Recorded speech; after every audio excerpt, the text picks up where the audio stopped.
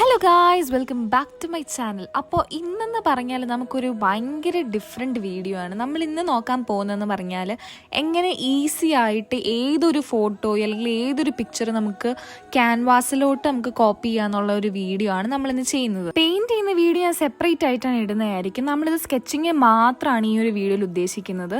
പിന്നെ എനിക്ക് വലിയ കാര്യമായിട്ടൊന്നും എക്സ്പ്ലെയിൻ ചെയ്ത് തരാൻ അറിയത്തില്ല. സോ എന്തെങ്കിലും പോരായ്മകളുണ്ടെങ്കിൽ ദയവായിട്ട് ക്ഷമിക്കുക. അപ്പം നമുക്ക് നമ്മുടെ വീഡിയോയിലോട്ട് പോവാം. ഓക്കെ, സോ ഇതിന് നമുക്ക് വേണ്ട ഐറ്റംസ് എന്ന് പറഞ്ഞാൽ ആദ്യമായിട്ട് ക്യാൻവാസ് ഷീറ്റാണ്. അതായത് നമുക്കിങ്ങനെ വലിയൊരു സൈസ് കിട്ടണമെങ്കിൽ ഞാനിപ്പോൾ ഷീറ്റാണ് വാങ്ങിക്കുന്നത്. നമ്മളിങ്ങനെ സ്റ്റേഷനറി ഷോപ്പിൽ പോയാൽ അവരിങ്ങനെ മീറ്റർ അനുസരിച്ച് മുറിച്ച് തരും.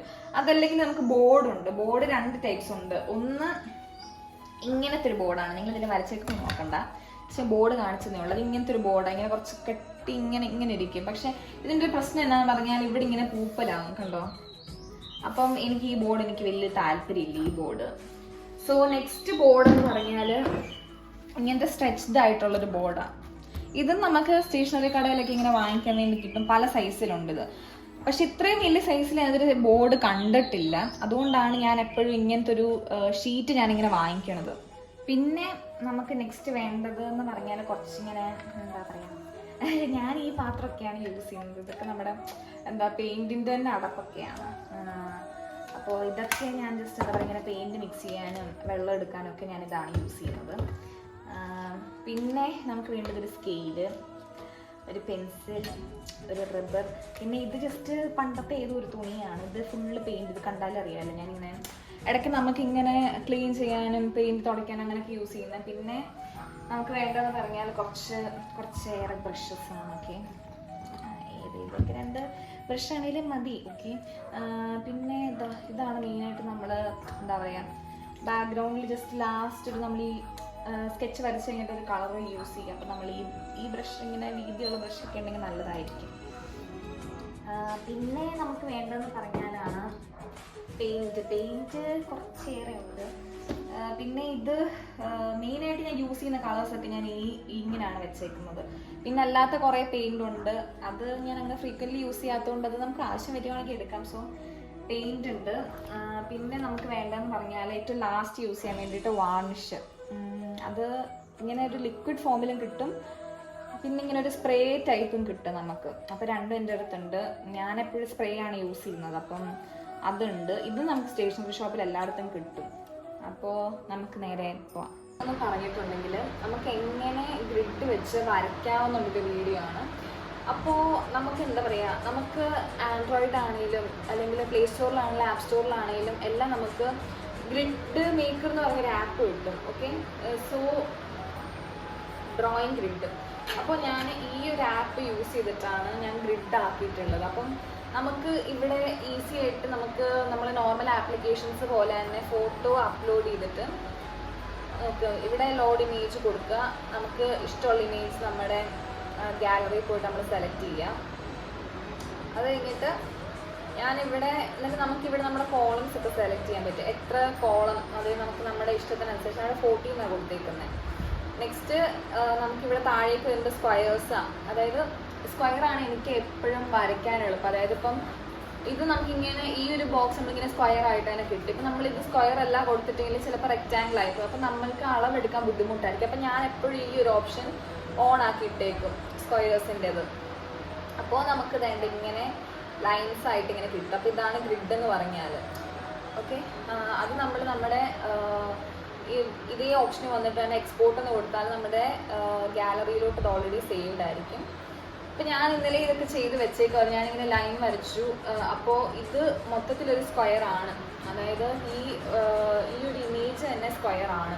അപ്പം ഞാൻ അതിനനുസരിച്ചാണ് നമ്മുടെ ക്യാൻവാസ് ഷീറ്റ് കട്ട് ചെയ്തെടുത്തിട്ടുള്ളത്. അത് കഴിഞ്ഞിട്ട് നമുക്ക്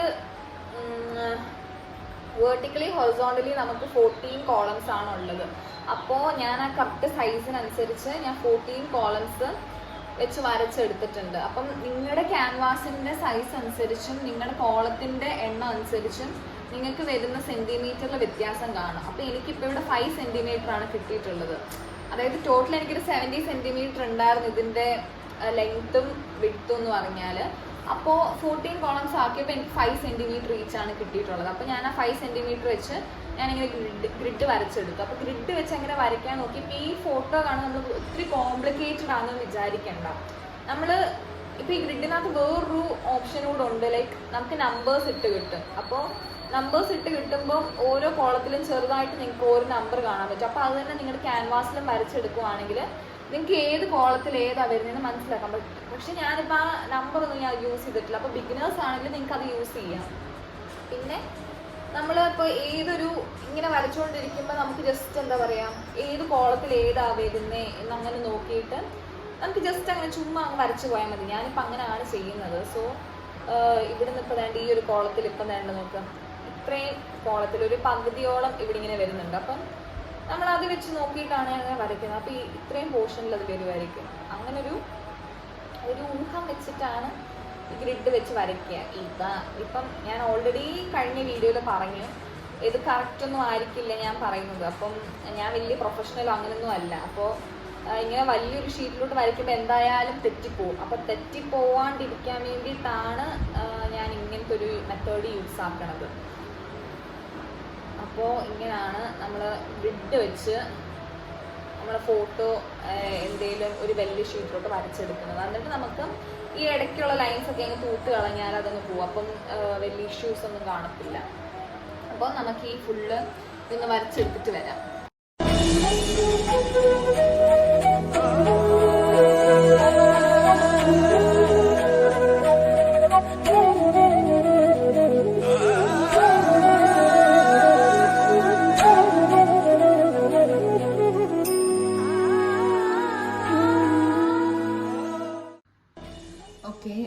സോ ഈ ഫേസിൻ്റെ പോർഷൻ ഞാൻ വരയ്ക്കാൻ മറന്നുപോയല്ലോ.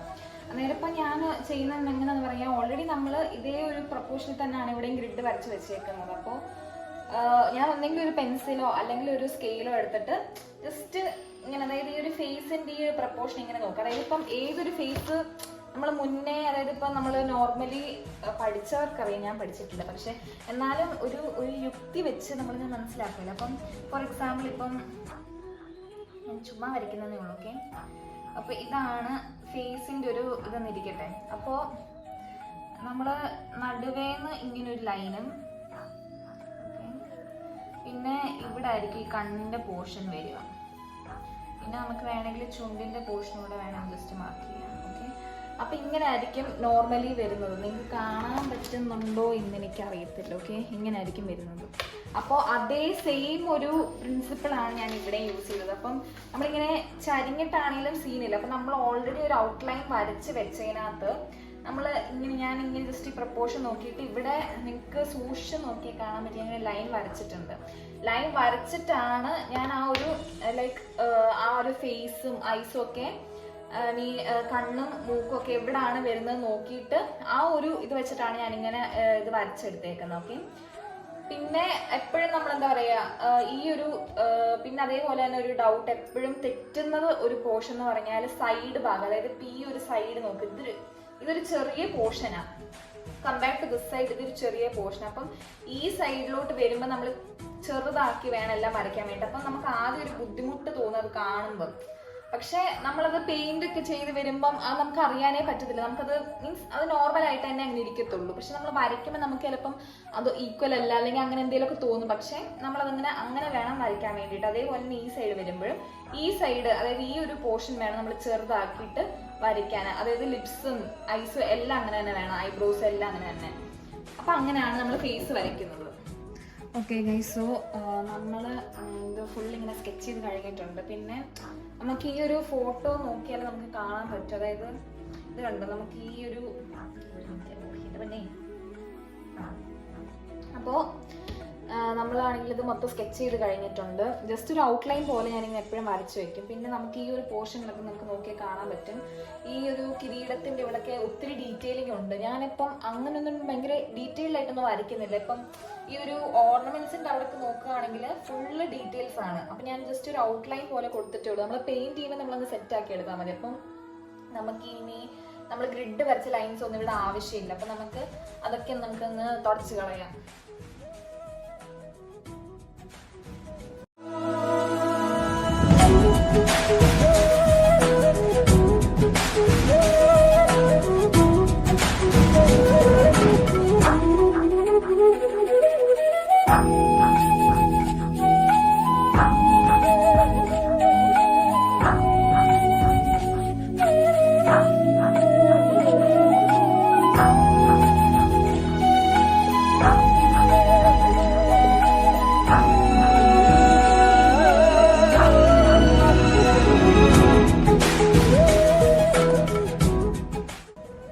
ഓക്കെ, സോ നമ്മൾ ഇവിടെ ഫുള്ള് നമ്മളിങ്ങനെ ഗ്രിഡൊക്കെ ഉണ്ടായിരുന്നു, നമ്മൾ മാക്സിമം തുടച്ച് കളഞ്ഞിട്ടുണ്ട്. അപ്പം നിങ്ങളിവിടെ ശ്രദ്ധിക്കേണ്ട ഒരു കാര്യം എന്താണെന്ന് വെച്ചാൽ, നിങ്ങൾ മാക്സിമം എത്രയും ലൈറ്റായിട്ട് വരയ്ക്കാൻ പറ്റുമോ അത്രയും നിങ്ങൾ ലൈറ്റായിട്ട് വരച്ചാൽ നിങ്ങൾക്ക് തുടയ്ക്കാൻ എളുപ്പമായിരിക്കും. അപ്പോൾ സ്കെച്ച് ഞാൻ അങ്ങനൊന്നും ചെയ്യുന്നില്ല, അത് നമ്മൾ പെയിൻ്റ് അടിക്കുമ്പോൾ ഓൾറെഡി അങ്ങ് പൊക്കോളും. സോ അത് ഞാൻ അങ്ങനെ തന്നെ കീപ്പ് ചെയ്തിട്ടുണ്ട്. പിന്നെ ഇടയ്ക്ക് കുറച്ച് ഗ്രിഡ് കാണുന്നുണ്ട്, അതും നമ്മൾ പെയിൻ്റ് അടിക്കുമ്പോൾ അങ്ങ് പൊക്കോളും. സോ പക്ഷെ നമ്മൾ അത്രയും ലെയർ നമ്മൾ ഫില്ല് ചെയ്താലേ അത് കാണാതിരിക്കത്തുള്ളൂ. അപ്പം നമ്മുടെ സ്കെച്ച് ഇവിടെ റെഡി ആയിട്ടുണ്ട്. ഇനി നെക്സ്റ്റ് എന്ന് പറഞ്ഞാൽ നമ്മൾ അടിയിലൊരു ബേസ് ആയിട്ട് ഒരു ലെയർ ഇങ്ങനെ കൊടുക്കും. അത് ഏതെങ്കിലും ഒരു കളർ കൊടുക്കാം.